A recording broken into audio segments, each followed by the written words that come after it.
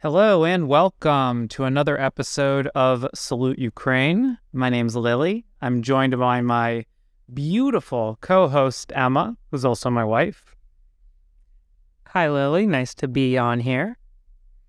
So I just got back from the Ukraine Action Summit, where I've spent the last few days. What have you been up to? The last few days, I've been home taking care of our puppy, Toto. He got sick, didn't he? Yeah, he decided to eat a non-digestible item. So 3 x-rays later, I think Toto's going to be fine. Yeah, no, he's doing well now. Fantastic. So, you just got back from the Ukraine Action Summit. Where was that? That was in Washington, D.C. We were lobbying Congress on Capitol Hill to encourage continued support for Ukraine, transfer of weapons to Ukraine. And it was an opportunity for 50, 60 different pro-Ukraine organizations to come together. I think it's called the American Coalition for Ukraine. So I was there to do some filming and also, Salute Ukraine is, I hope, part of that coalition. And I got the opportunity to meet a broad cross-section of the American pro-Ukraine lobby. Wow, and that broad cross-section, was this mostly DC-based or? No, they were from all over the country. There was large delegations from the big states, but there were also delegations from small states. I met some people from Alabama, all kinds of people, everything from white Southern Baptists to, American-born Ukrainian Americans to all kinds of different organizations doing humanitarian aid, environmental assistance, groups that work on foreign policy like the Institute for the Study of War, and just all kinds of pro-Ukraine groups. That sounds really amazing. What were some of the big highlights? There were a lot of highlights. I really enjoyed the panels. They covered different topics, but my favorite part of the summit was probably just talking to and meeting people in the community. I had a lot of good discussions while I was there. Although, frankly, there were some not so great conversations as well. I found the community to be moderately liberal, definitely welcoming, open. I didn't, that was my impression. I wasn't super left and woke and all that, but it was moderately liberal, and I thought it was a welcoming group of people. That said, and this brings us to the subject of this podcast, I think there is a massive blind spot on Jewish issues. As someone who wants to get more Jewish Americans involved in the pro-Ukraine community, that definitely concerned me. So what does a blind spot look like? So I think there was a difficulty for a lot of the people I talked about to really see the Jewish community and appreciate Jewish interests. And in this, I'm going to include most of the Jewish Ukrainians I talked to in this community. I think there was a sense that this question of Jewish-Ukrainian relations is not an issue, or it's settled. Well, it's not settled. It is an issue, and it's going to be an issue that needs to be overcome if there's to be a lot of Jewish Americans at the Ukraine Action Summit next year. You said that Jewish Ukrainians were sort of part of the issue about the Jewish relation with Ukraine. Could you speak on that? Yeah, absolutely. So I met some Jewish people from Ukraine. One was doing media work and was from Kyiv. I met some different Ukrainian Americans who were Jewish. And I'm not sure that they really appreciated that their perspectives are not mainstream. And I know that sounds harsh and maybe diminishing, and I'm sorry if someone is offended by what I'm saying, but this is part of the problem, and I need to reposition this discussion a little bit. So I think the way to ask this question is to ask, who speaks for the Jewish community? Now, I'm sure there's some people who feel, what an outrageous question. Everybody's an individual. Every Jew has okay, fine, sure, everybody gets to have an opinion. But let's also not be too precious about this. And I think if we're too precious about this, that's a form of refusing to see the Jewish community. I would describe, the answer to that question, who speaks for the Jewish community? Well, on the global stage, I have an answer. Number one would be Israel, which has the largest Jewish community in the world. Israel argues that it is the embodiment of the Jewish spirit, and its government represents Jewish interests on the world stage. And then also the American Jewish community. It's as large, in some definitions even larger than the Israeli community. And the American Jewish community also derives its legitimacy from the excellent reputation it has internationally with other Jewish communities around the world and the assistance that it's rendered to different Jewish communities around the world. Demographically, when we talk about Israel plus the United States, we're definitely talking about more than 90% of the world's Jews. So let's please not be too precious about this. Yes, Zelensky has Jewish background, and everybody has a Jewish-Ukrainian friend who says everything is great. But let's not turn the exception into the rule, right? When we talk about Jews in Ukraine today, we're talking about the remnants of a large community. There were 3 million Jews in Poland on the eve of the Holocaust, and that was after many had left for the United States. There were millions in Ukraine on the eve of the Holocaust, and that was after many had left for the United States. So if you look at the broader trajectory of Eastern European Jews, you see that they're leaving in large numbers beginning in the 1870s, 1880s, and then until America began restricting immigration in the 20s and 30s, at which point you start seeing more immigration, including to Palestine. And then many millions died in the Holocaust. 6 million Jews died on that continent in the Holocaust. Many of them were Polish and Ukrainian.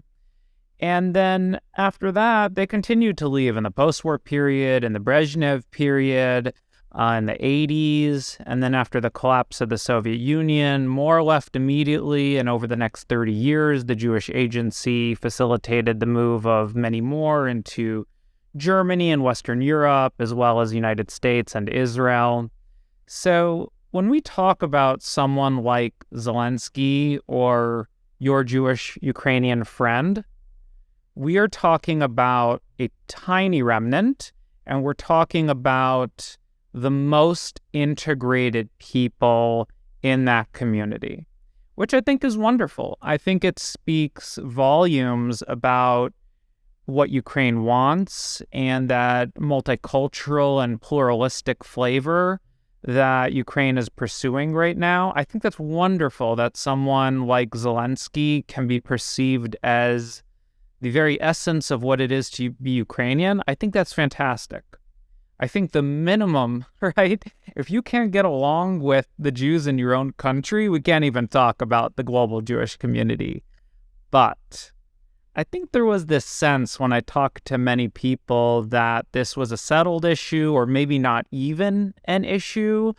And I have a big problem with that because it's very much an issue. And I think there's an education gap there on Jewish American and Jewish Israeli politics and positions on these subjects that I'd like to open this conversation.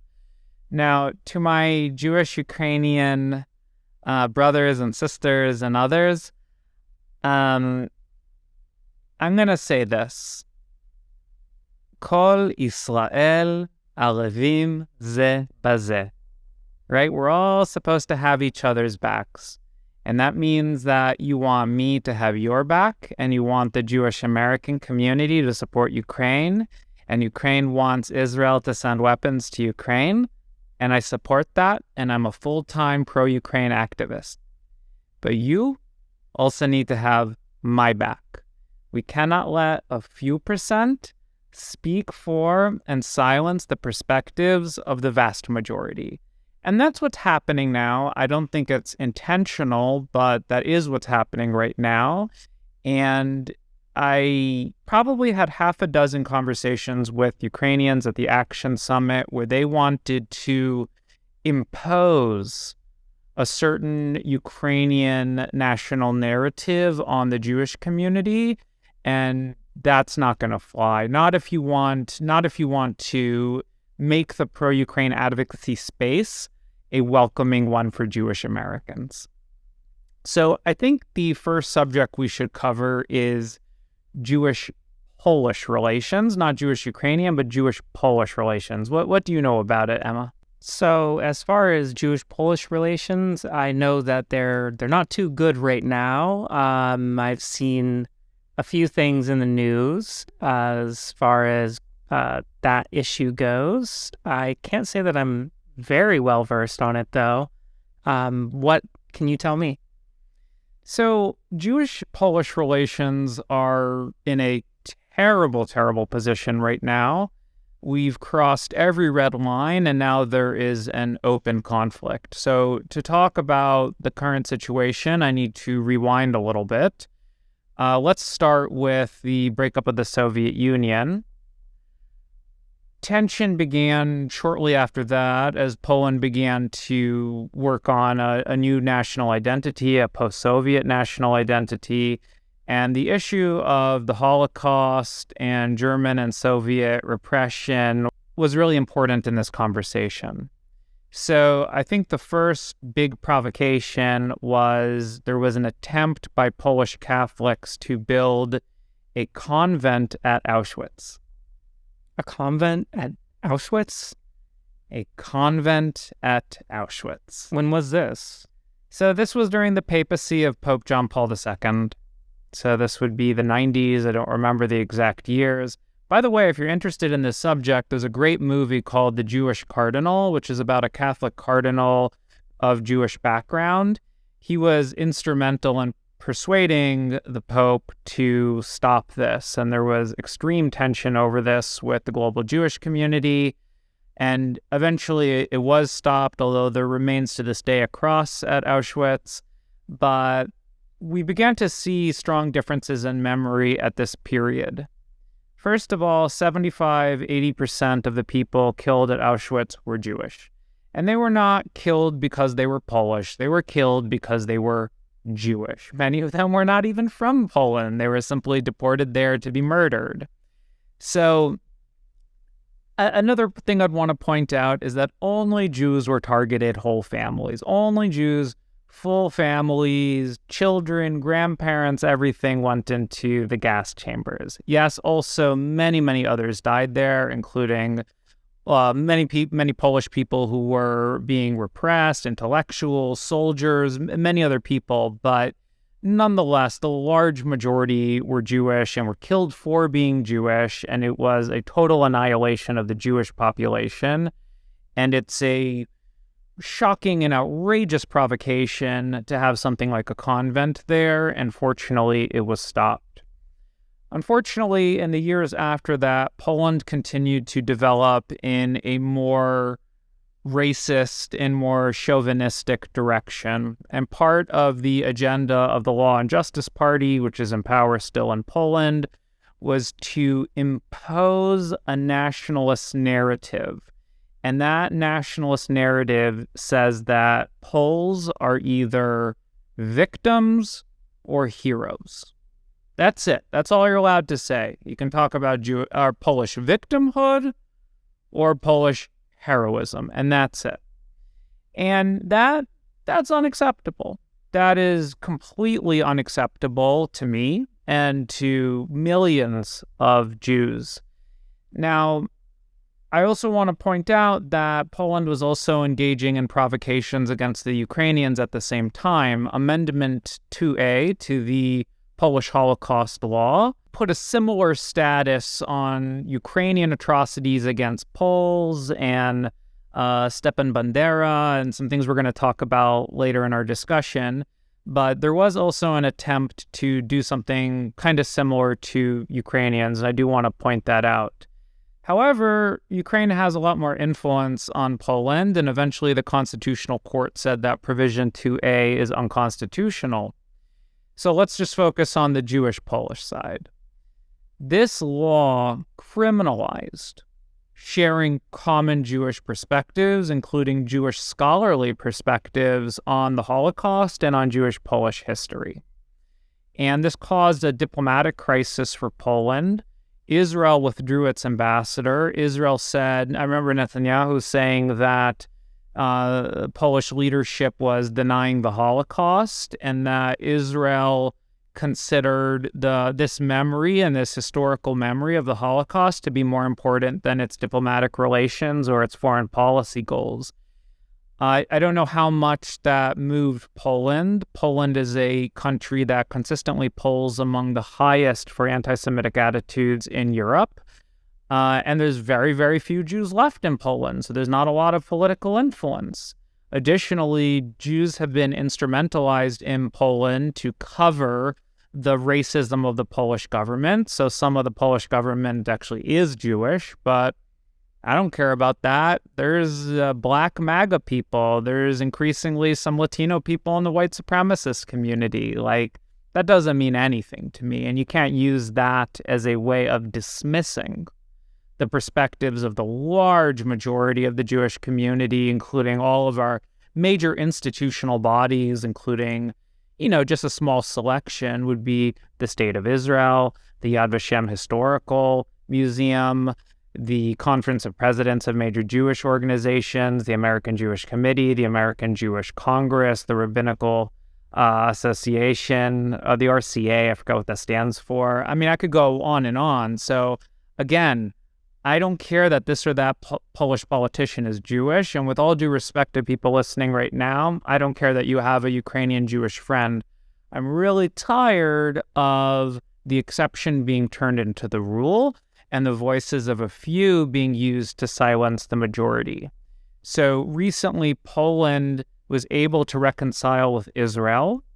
And I want to talk about that briefly. Germany was able to reconcile Israel and Poland, and that led to the return of the Israeli ambassador. And for me, this means one simple thing. The government of Israel can no longer defend the honor of the Jewish people.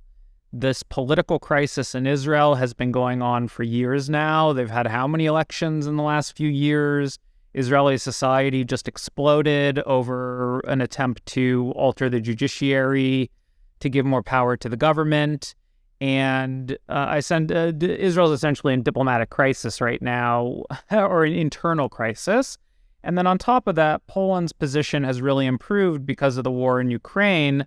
They're getting a lot of attention from the United States. So in that context, they have been able to, in my view, diplomatically defeat Israel.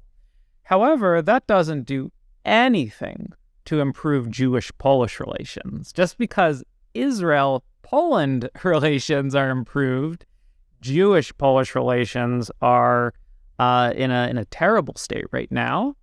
And the most recent action by Poland has been to investigate a Polish TV station using this law in order to suppress the speech of Barbara Engelking, who is a leading Jewish American scholar of the Holocaust, and the Polish Prime Minister has been publicly attacking her in very nasty terms. So I did discuss this a little bit with some different Ukrainians, and I was really bothered by the indifference that I perceived.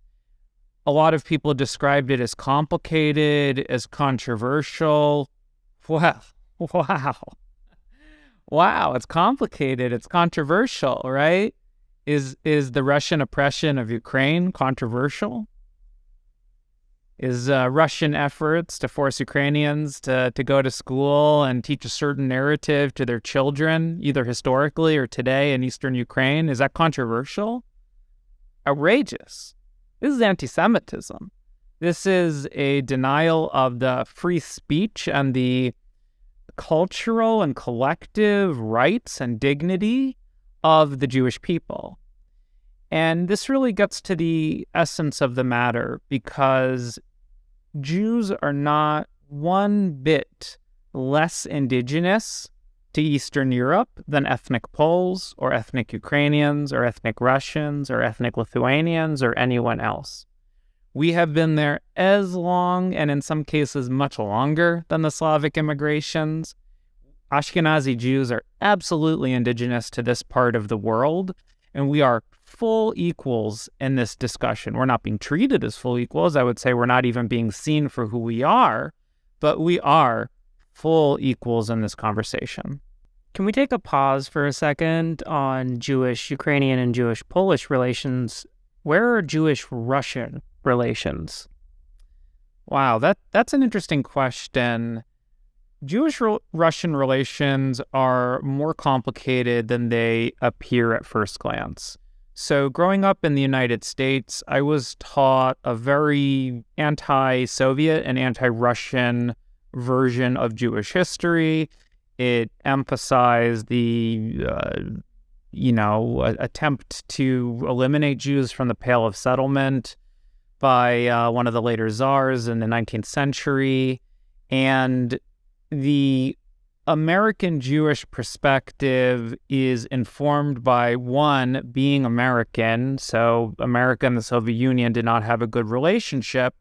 And then also, so many Jewish Americans descend from, people who left the Russian Empire, that it brought very hostile ideas about Russia. And then a lot of Soviet dissidents left because it was difficult to be Jewish in the Soviet Union, and they came to the United States. And they also brought very anti-Soviet perspective with them.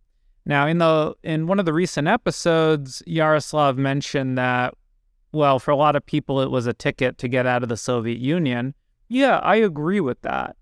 I think the majority of people who left the Soviet Union using different laws that kind of favored them for being Jewish, most never got involved with the Jewish community. For most, it was just a way to get out. But for a lot of people, they are very much in the Jewish community today in the US and Israel and Germany. So it's a mixed bag. But yes, many left simply to get out of the Soviet Union, and this was their opportunity. But the United States Jewish community descends from a population that left Ukraine, Poland, and Russia prior to much integration. It wasn't until I met more Jewish Israelis who were Russian Israelis, that I began to understand the reality is more complicated. The dominant perspective in that community from the many people I know in that community is that Jews are part of Russian identity. That's a point that Yaroslav also made in a previous episode here, that a lot of the Russian Jews he knew considered themselves Russian first. That is not an unusual perspective by any means. So it's surprising, perhaps, for people who grew up the way I grew up in the United States, but I think Russian Israelis, by and large, have historically had a lot of sympathy for Russia and a very close relationship with Russia. A lot of them have a lot of friends and family in Russia and are proud of Russian culture and the Russian language. One thing that surprises many people I talk to is learning that the only monument for the Red Army outside of the former Soviet Union is in Israel. In Netanya, there is a monument for the Red Army that flies a Russian flag and was opened with agreement by the Russian embassy in Israel. So, to the kind of Jewish memory, the fact that the Red Army largely is responsible for ending the Holocaust carries a lot of weight. A lot of weight. And I don't need to understand it. You don't need to understand it. But it is real. And for years after, in Israel, there were many Jews who voted for the Communist Party out of loyalty for that reason. And then especially the Russian Israelis who began arriving in large numbers in the 80s and 90s, they were kind of more integrated, and they were large numbers, something like 1 million from the former Soviet Union, and the majority were from Russia. And they did not bring such, they'd be the first to tell you that there were problems, there was anti-Semitism. They'll talk to you about the Jewish repressions under Stalin and Brezhnev and on and on and on. But that's also history. They do, by and large, feel included in what it is to be Russian. And that's beginning to change because of the war against Ukraine.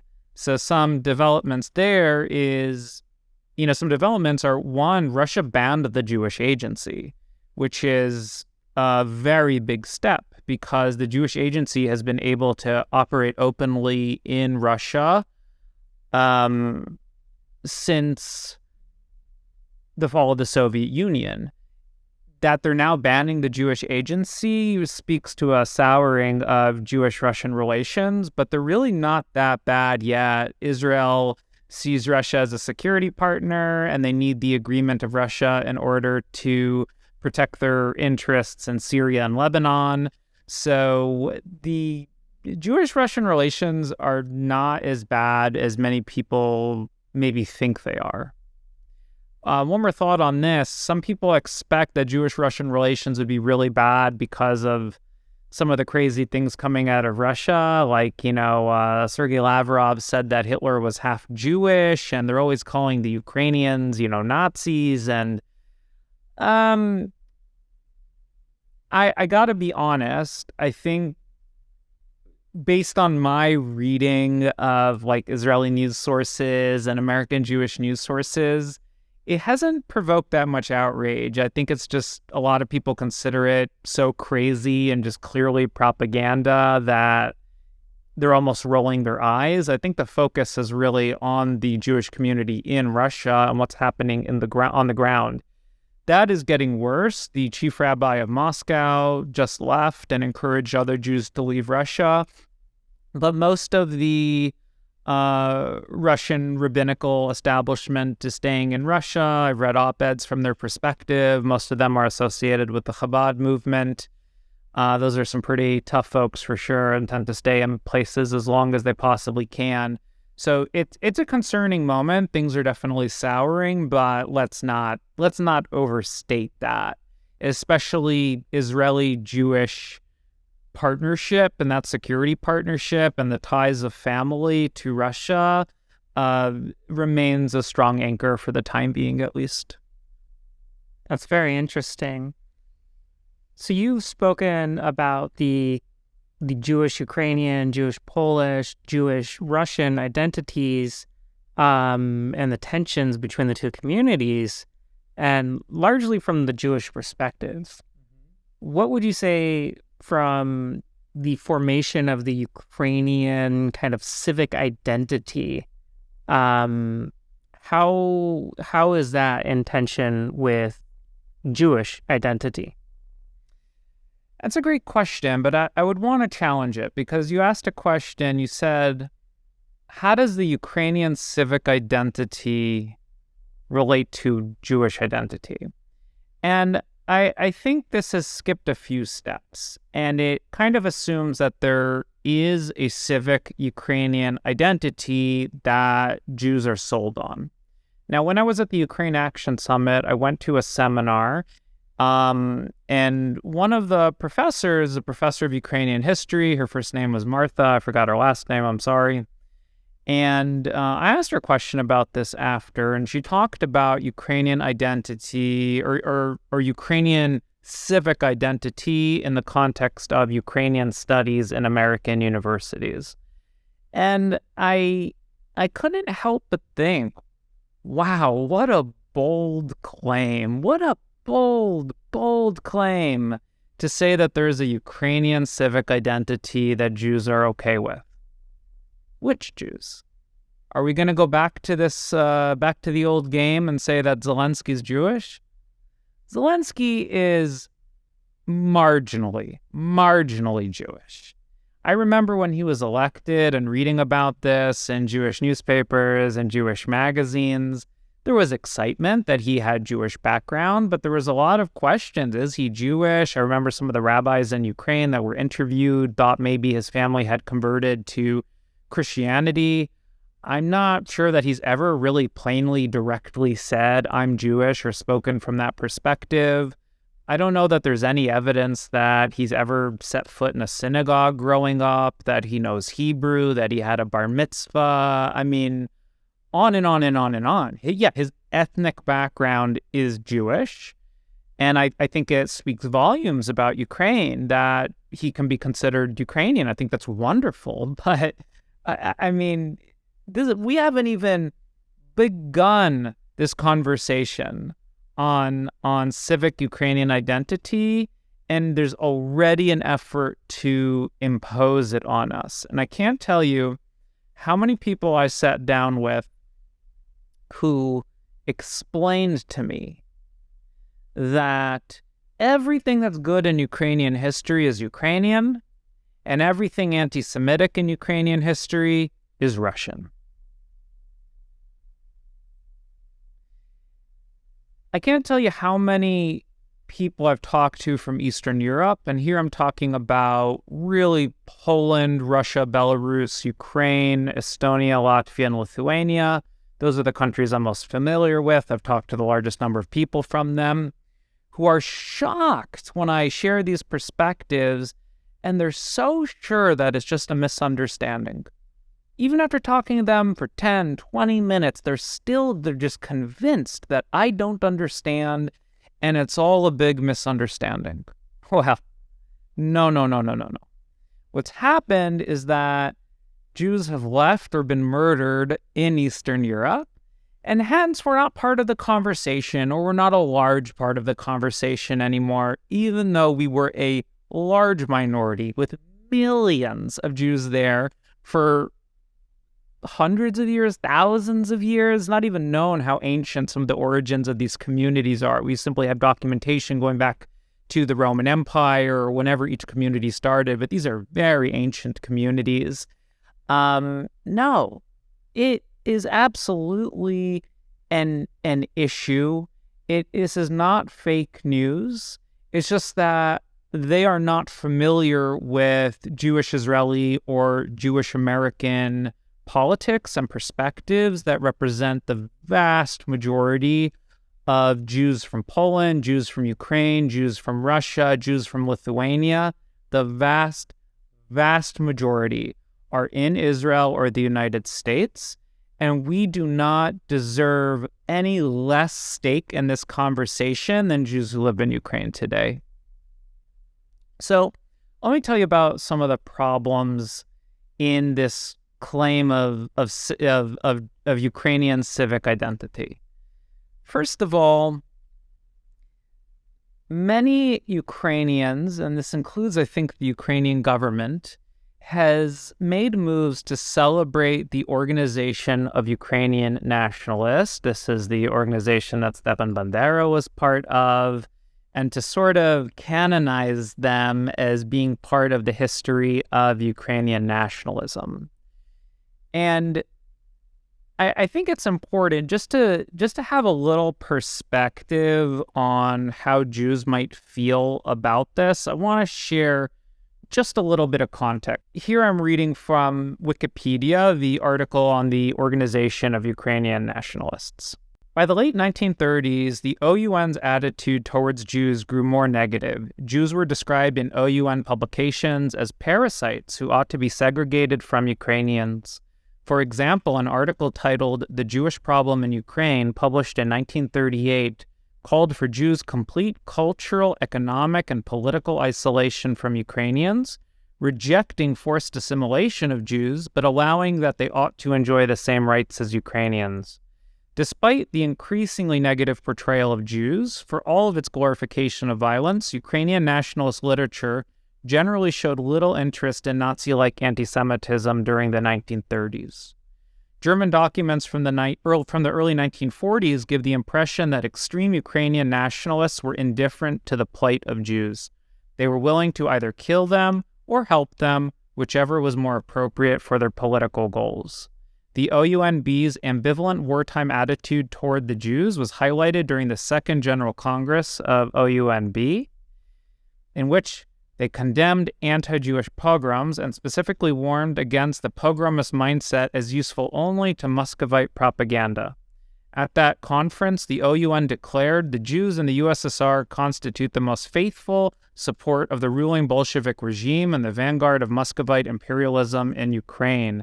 The Muscovite Bolshevik government exploits the anti-Jewish sentiments of the Ukrainian masses to divert their attention from the true cause of their misfortune and to channel them, in a time of frustration, into pogroms on Jews. The OUN combats the Jews as the prop of the Muscovite Bolshevik regime, and simultaneously it renders the masses conscious of the fact that the principal foe is Moscow. On the other hand, the OUN was willing to support Nazi anti-Semitic policies if doing so would help their cause. The OUN sought German recognition for an independent Ukrainian state. Despite its declared condemnation of pogroms in April 1941, when German official Reinhard Heydrich requested, quote, self-cleansing actions in June of that year, the OUN organized militias who killed several thousand Jews in western Ukraine soon afterward that year. During the German invasion of the USSR, Yaroslav Stetsko stated in a report to Bandera, "We are raising a militia that will assist in the extermination of Jews. I am of the opinion that the Jews should be annihilated by applying German methods of extermination in Ukraine." The Ukrainian People's Militia, under the OUN's command, led pogroms that resulted in the massacre of 6,000 Jews in Lviv soon after that city's fall to German forces. OUN members spread propaganda urging people to engage in pogroms. A slogan set forth by the Bandera Group and recorded in the 16th of July 1941 Einsatzgruppen report said, "Long live Ukraine without Jews, Poles, and Germans.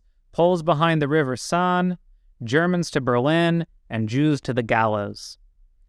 In instructions to its members concerning how the OUN should behave during the war, it declared that, in times of chaos, one can allow oneself to liquidate Polish, Russian, and Jewish figures, particularly the servants of Bolshevik Muscovite imperialism.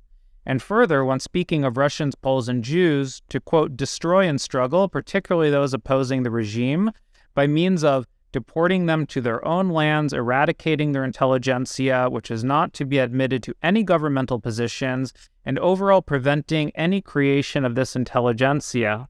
Jews are to be isolated, removed from governmental positions in order to prevent sabotage. Those who are deemed necessary may only work under strict supervision and removed from their positions for the slightest misconduct. Jewish assimilation is not possible. Ivan Klimev, the OUMB leader in Volhynia, wrote a directive in August 1941 calling for the OUNB to wipe out Poles, Jews, professors, officers, leaders, and all established enemy elements of Ukraine and Germany. OUN members who infiltrated the German police were involved in clearing ghettos and helping the Germans to implement the final solution. Although most Jews were actually killed by Germans, the OUN police working for them played a crucial supporting role in the liquidation of 200,000 Jews in Volyn in the beginning of the war. OUN bands also killed Jews who had fled in the forests from the Germans. One of the UPA leaders reportedly compared the OUN's massacre of Poles to the final solution. Quote, "When it comes to the Polish question, this is not a military but a minority question. We will solve it as Hitler solved the Jewish question." The OUN did help some Jews to escape in isolated cases. According to a report to the chief of the security police in Berlin, dated 30th of March 1942, it has been clearly established that the Bandera movement provided forged passports not only for its own members, but also for Jews. Once the OUN was at war with Germany, anti-Jewish instances lessened but never stopped. According to documents released from the Security Service of Ukraine, the OUN not only never gave up its anti-Semitic ideology and always associated Jews with communists. Among the documents released was this, giving clear evidence of continued anti-Semitism. I don't feel like reading more of this, but okay. So I'm emotional about this subject. It's upsetting to me. Let me turn down the temperature a little bit and ask you, my wife, who's not Jewish,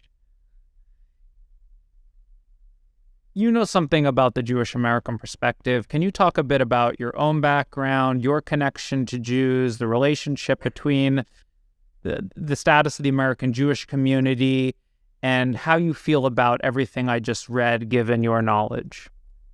So I'll start with just letting you know that, yeah, that's very shocking. I know some of the history of Eastern Europe. I've taken a college course in Eastern European Front in the war before, and some of this is things that I was aware of, but the degree to which the foundational figures in kind of the Ukrainian national project, this is not, mythological figures. This is not, long past. This is people from World War II. This is, they're probably no longer with us, but many people from then still are, including, yes, Holocaust survivors.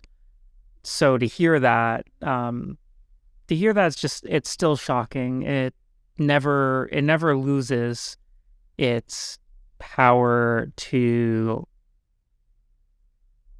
honestly just break the will of someone with a good heart. It's very painful to hear, but it is very necessary to be honest about such things. Yeah, so I'm still kind of processing that. You know what their slogan was of the Organization of Ukrainian Nationalists? No, I do not. Slava Ukraini, Heroem Slava. Wow. Their anthem was the March of Ukrainian Nationalists, which is a very nice song. I play it sometimes at home, but nonetheless, it has its ancestry to this group. A Jewish woman from Kyiv, clearly very uncomfortable with what I was saying, wanted to dispute with me that the Organization of Ukrainian Nationalists came up with Slava Ukraini. You're right. Okay. It was only their slogan. I don't actually know who came up with it. Does that distinction matter a lot to you, Emma? I can't say that the distinction means much to me. I don't know how difficult it is to disentangle anti-Semitism from the history of Ukraine. I would liken that to the deep, deep racism and that you find in the founders of America. So, our founding figures, many of whom were slave owners, and we do hold dear some of the words that they came up with.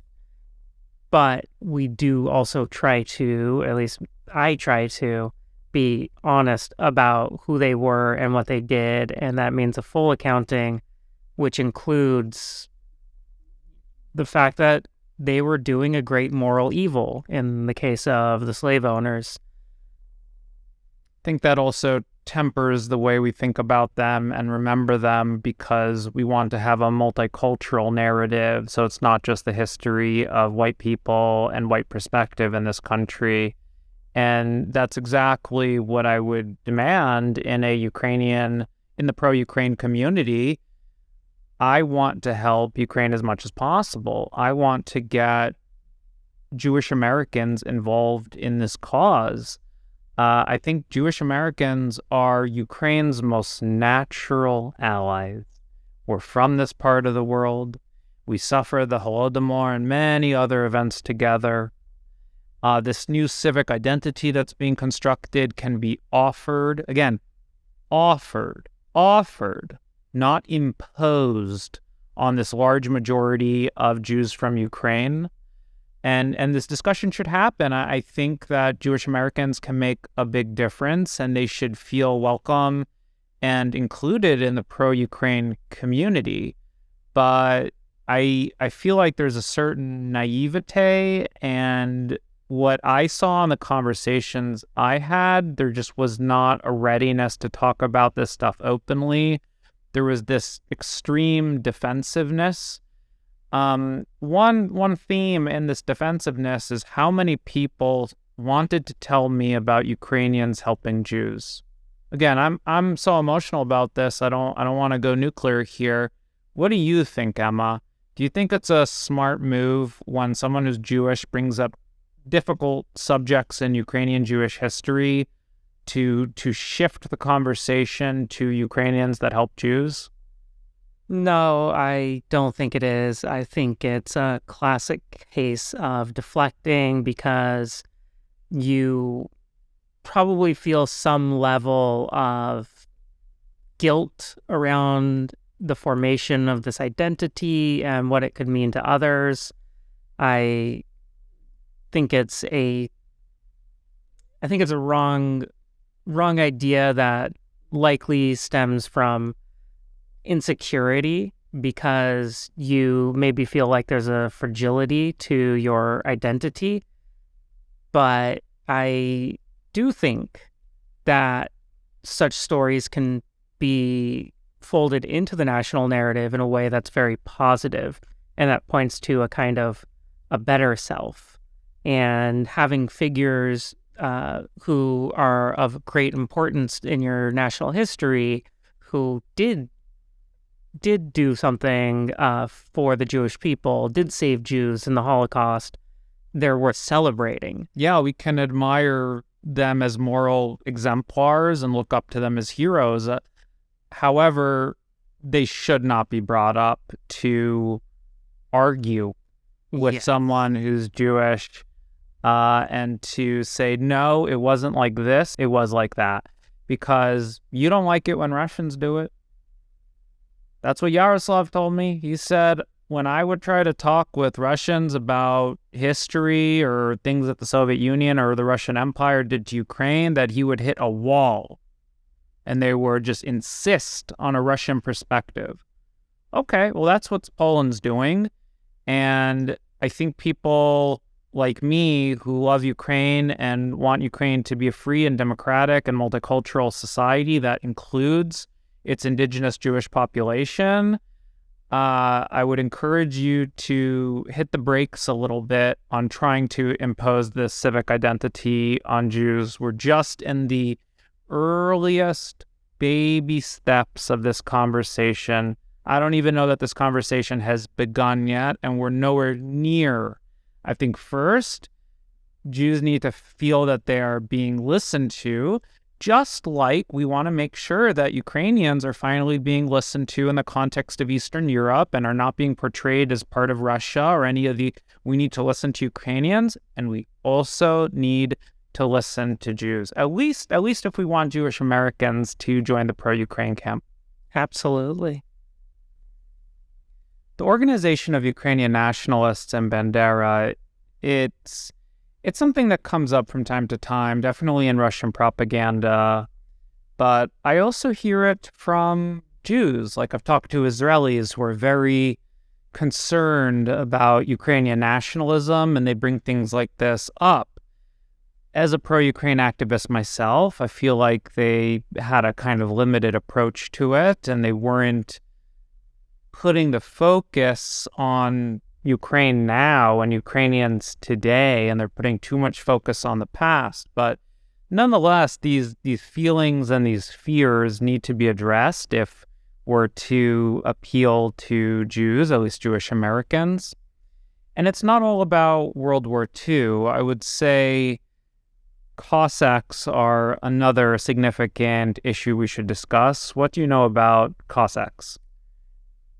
The first thing that comes to mind for me with Cossacks is that there was a California State University that had them as their team mascot in Sonoma State. They actually changed it to the Sea Wolves, I believe, because they felt the name was anti-Semitic, very frankly. That was the very first time I'd ever heard of that name. And so when I hear the word Cossack, my mind just instantly links it anti-Semitism.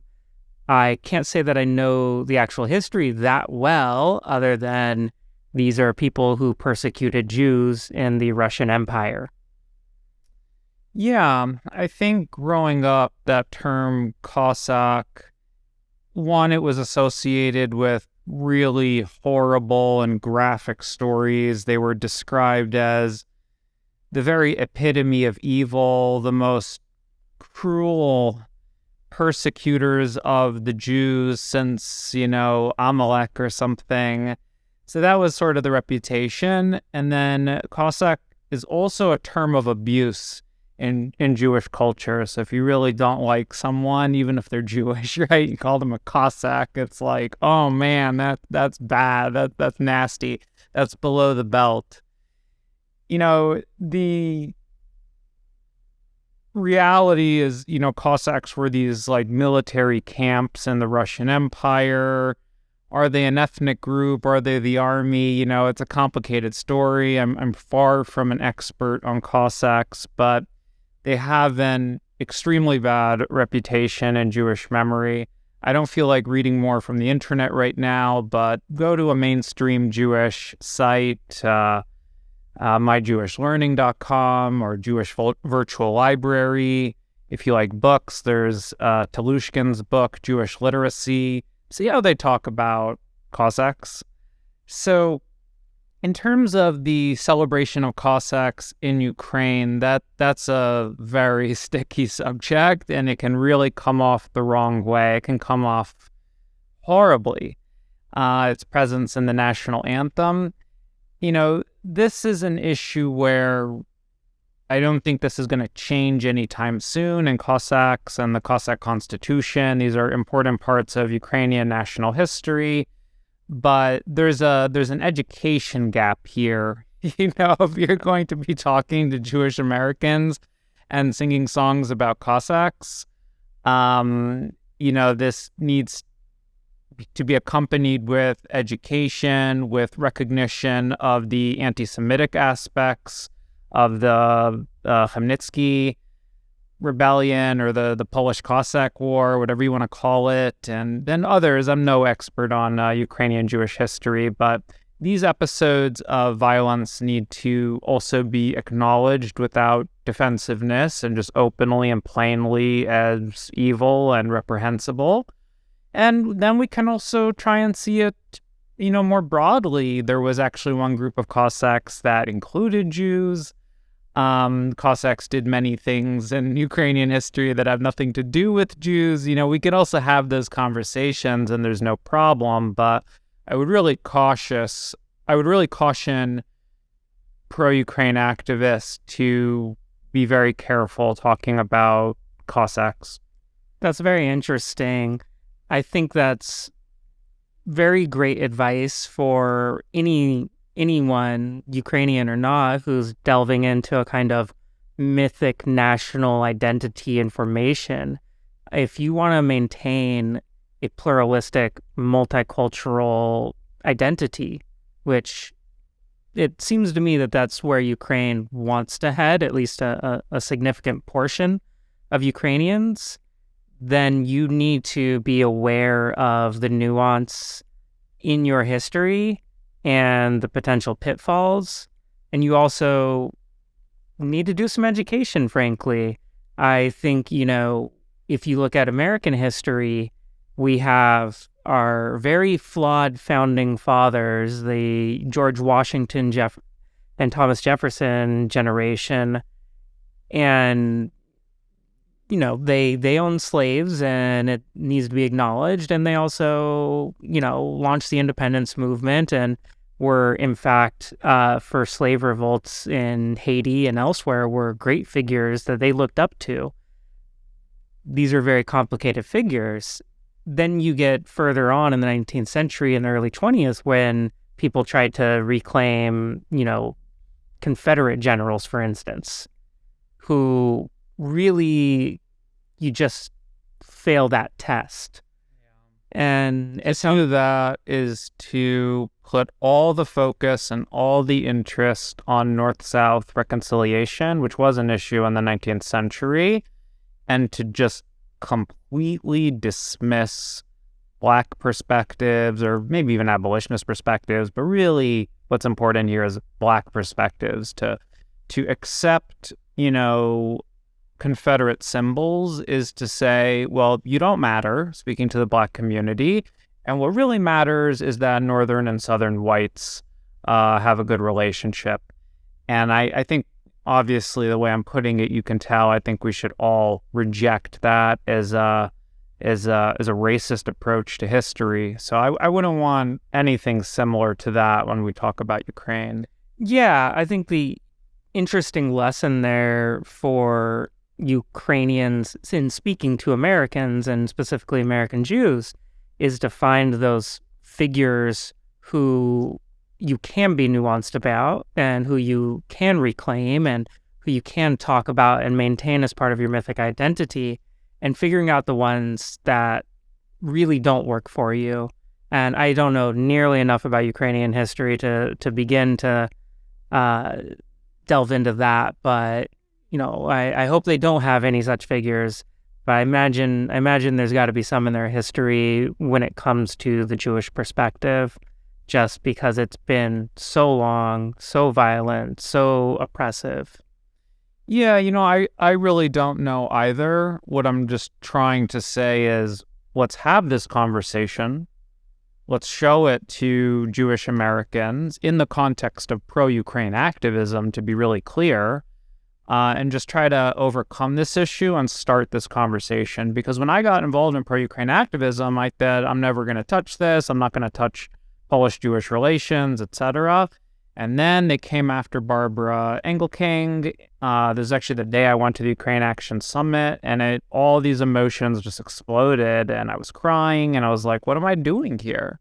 All the kind of Jewish ethnocentric perspectives came to mind. I said, aha, this really isn't my people. I don't belong here, which is, of course, silly, and I met many Jews and had a nice time at the event, but it's just important for Ukrainians to understand how sensitive this subject is. Now, go ahead. That's interesting, when you say that, and I think we've been really focusing on the Ukrainian side of Ukrainian-Jewish relations. And I just wonder if there's anything that needs to change in the Jewish perspective, maybe. Interesting. Yeah, I think there definitely are some things that we need to develop and enhance in the Jewish perspective. And there's not, one Jewish perspective, but in the range of common Jewish perspectives. First I want to praise the Jewish community here. I think we've expended so much resources on educating our children in Jewish history and in Holocaust history. But that's not to say that our own narratives are flawless. I think one is that sometimes when I hear Jews talking about Eastern Europe, there's a tendency to overgeneralize. I was talking to one Israeli the other day, and he talked about our bloody history in Europe. Yes, it was bloody, and there was violence, and there's massacres, and the Holocaust happened here, but if you're going to choose one word for that history, that's kind of difficult. We need to also talk about the complexity and all the mixed Jewish and Ukrainian and Polish cities and Jewish contributions to this history. And, that not all Jews only spoke Yiddish. Many knew Polish and Ukrainian and were involved in different political movements in this part of the world. So I think sometimes there's a tendency to make Eastern European Jewish identity contrast with non-Jews, and sort of to an excessive extent, maybe to overemphasize the separateness and ignore the integration. And I think, to have some empathy for my own community here, part of that is because Jewish Americans and Jewish Israelis are coming from all these different countries, and you couldn't really talk about, Iraq and Iran and, Poland and Lithuania and Morocco, and so there was a tendency to kind of focus on a more purely Jewish perspective that ignored other ethnic groups and national movements. So I think we need to break out of that and understand that it also really matters that we understand the perspective of ethnic Ukrainians and ethnic Poles and understand their perspective and not oversimplify what is a very long and complex history. Because, well, a few reasons. One is that, Professor Anthony Snyder, who's an expert in Ukrainian Jewish history, he makes this interesting point that Jews had a kind of special status in places like Ukraine and Poland because we were neither the colonizers, like the Russians, nor were we the colonized, like, the Circassians and the Crimean Tatars and some of these groups. As Jews, we had this special relationship with Christians called the Doctrine of Witness from Augustine that said we exist to kind of be miserable and show how wrong we are for rejecting Jesus. And this kind of Christian anti-Semitic theology was only repudiated at the Second Vatican Council in the early 1960s. So this was the dominant kind of Catholic perspective. So this was not necessarily as completely bad as sometimes we Jews think about it. It, in a way, was a sort of middle status. We existed to be miserable, we existed to be second class, but we didn't really exist in this way of thinking to be killed. And you also see this in European history that really they saw the Catholic Church and, the bishop's house, the cathedrals as places to run to when there was violence, when there was chaos, when there was revolutions, when there was pogroms. A lot of times these Jewish or these Catholic figures let us down and didn't do what they needed to do.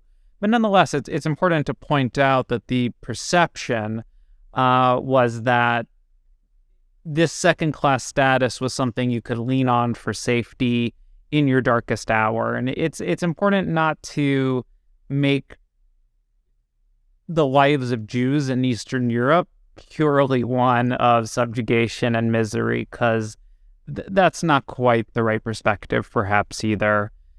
I think another thing in the Jewish perspective that I'd like to talk about more and advance the conversation is sometimes we don't recognize the lack of agency of other ethnic groups in the Russian Empire. Russia's an empire to this day. The policy of empires is always to divide and conquer, right? So bad Jewish-Polish and Jewish-Ukrainian relations were always in the interest of the Russian Empire, and at many times they did a lot to encourage that. So when we talk about wanting recognition and accountability for the role of anti-Semitism in these national movements, we also need to recognize that there wasn't in these time periods something like a Ukrainian state or Ukrainian civil society or a Polish state and Polish civil society. So it's hard. Sometimes as a Jew, I'm tempted to think, well, they were the majority. It was their country. We were simply, they could dictate whatever they wanted to us. Not really. Not really. The state could. But the state was run from afar. The state, it depends. It might be the Polish-Lithuanian Commonwealth. It might be the Kremlin. But the state was in charge, not ethnic groups. So we need to appreciate also the Ukrainian perspective of utter powerlessness, the inability to organize along ethnic and linguistic lines to come up with real positions on what to do with Jewish neighbors and things like that. So sometimes there's a temptation to see Ukrainian ethnic agency behind these acts of violence or Polish ethnic agency behind these acts of violence. And that's a very limiting approach. Let me put it that way. So you just got back from the Ukrainian Action Summit. You met all these people. You've been thinking over and chewing on these ideas of Jewish identity in Eastern Europe and the current invasion of Ukraine. Where do we go from here? So I think in terms of where we go from here, number one needs to be supporting Ukraine in this war. Stopping the attempted genocide of the Ukrainian people, focusing on Ukrainian children and returning them home, and so forth. This is an absolute vital priority for Ukraine, for Ukrainians of all backgrounds, including Ukrainian Jews. And also, Ukraine is creating an open society where we can have these conversations. And I hope one day I'll be in Kyiv and I'll listen to an incredible panel of Ukrainian scholars and American scholars and Israeli scholars and visit museums. And that's, I think, the Ukraine, everyone in the pro-Ukraine movement is trying to build. And for that, we need to win the war. We need to defeat Russia. And that's obviously going to be the focus, not interethnic politics. I also really want to say that in all the Ukrainians I've met working on this issue, I haven't met any Ukrainian person who said anything anti-Semitic to me.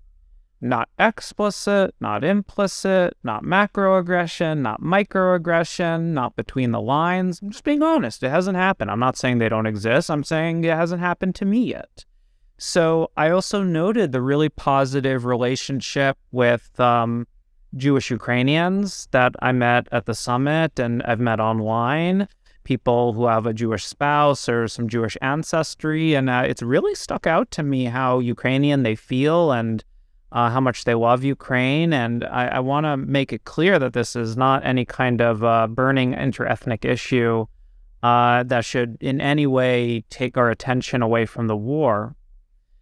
I think in terms of pro-Ukraine activism and attracting Jewish Americans, first of all, I think we deserve your support on Polish anti-Semitism.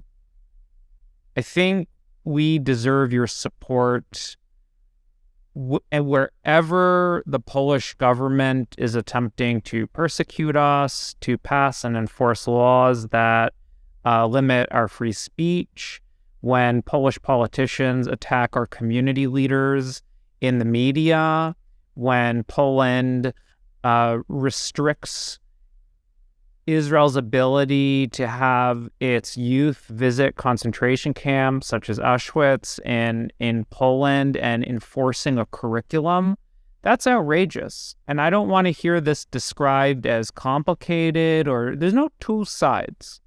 There's no two sides on this. This is anti-Semitism, and if we are a movement for human rights and democracy, I want to hear pro-Ukraine activists say, this is unacceptable. This is the last thing we want to see Ukraine turn into, and the current anti-Semitic and racist Polish government is the last thing we want to see Ukraine turn into. We want a civic Ukraine. I also think we should develop a pitch for Jewish Americans. As I said before, they are the most natural allies. I think this civic Ukrainian identity is so wonderful. And while it can't be imposed on Jewish Americans, I think they can be invited to it.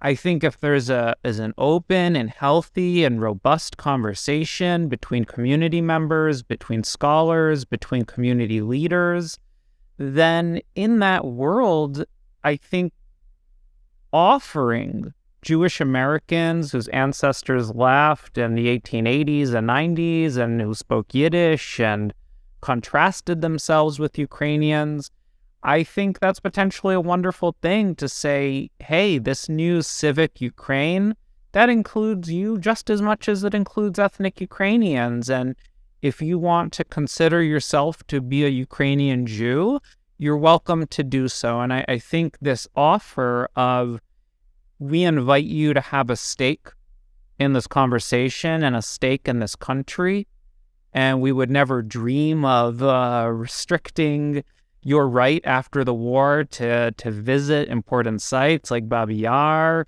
and to teach the Jewish perspective faithfully there. That would be really wonderful. And I think stimulating that identification with Ukraine and showing that this is not the Azov movement, this is not a toxic, racist nationalism, I think that would appeal to a lot of Jewish Americans. I do think so. My personal background is in Romania, not in the Pale of Settlement or the Russian Empire. However, I grew up with countless Jewish Americans who were from that part of the world. I don't know a single one that considers themselves Ukrainian in any sense, but perhaps they could in the future, and perhaps that identification and that interest in family history and religious history, perhaps that can attract them to the pro-Ukraine movement. There's, between all the family members and this and that, we're probably talking about 10 to 20 million people that would listen to this pitch, and certainly 6 million Jews. And I think that is something that the pro-Ukraine movement should take seriously. It would also defang one of the main thrusts of Russian disinformation. All those accusations of, Nazism, etc., that Russia tries to put on Ukraine and has going back to, at least 2014, and really ramped it up at the beginning of the war. And I've interacted with, and I've seen people who do ask about Ukraine on that front, and they say, but aren't they Nazis? Aren't they anti-Semitic? And the best way to cut that off is to embrace the Jewish population abroad, to embrace and I think I've seen this, that there is an embrace of the Jewish-Ukrainian population, but by doing it abroad, it's cutting off the disinformation that Russia is trying to pipe into the English-speaking and specifically American milieu. Definitely. That support of the Ukrainian Jewish community today, that's a minimum. They actually live there, and their interests come first, even if they are a small minority, and their interests come first, and them feeling good about Ukraine is number one. And that largely is the case. From my own research, I'm aware that there are factions of Ukrainian Jewry who were concerned by Ukrainian nationalism for all of these historical reasons. As I emphasized before, Jewish-Russian relations are not nearly as bad as some people imagine. So I can understand that there's some people who were scared. However, from what I've seen, at least in the pro-Ukraine community, I didn't see any tension, and I talked to a bunch of Jews who were in the summit from Ukraine. So I think Ukraine's doing a great job. The next step in this conversation is acknowledging that Ukrainian Jews are a small minority of Jews who descend from this part of this world, and they are the most integrated part of that community. And we can't really say that Jewish-Ukrainian relations are in a good place until the American Jewish community and until Israel.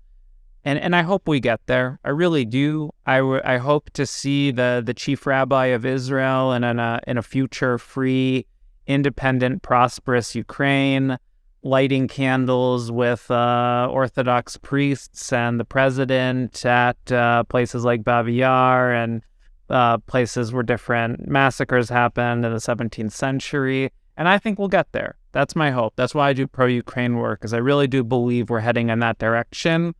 But we're just in the earliest phase of this conversation. We're just getting started. In terms of this podcast, I started this conversation with you because we're married. I know you support the Jewish community. I know you support me, and I felt safe after being really frustrated with a lot of conversations I had over a few days. The next step for me is I would like to find some Jewish Americans who are not also Ukrainian to have the conversation with. So I'll take one step kind of deeper in.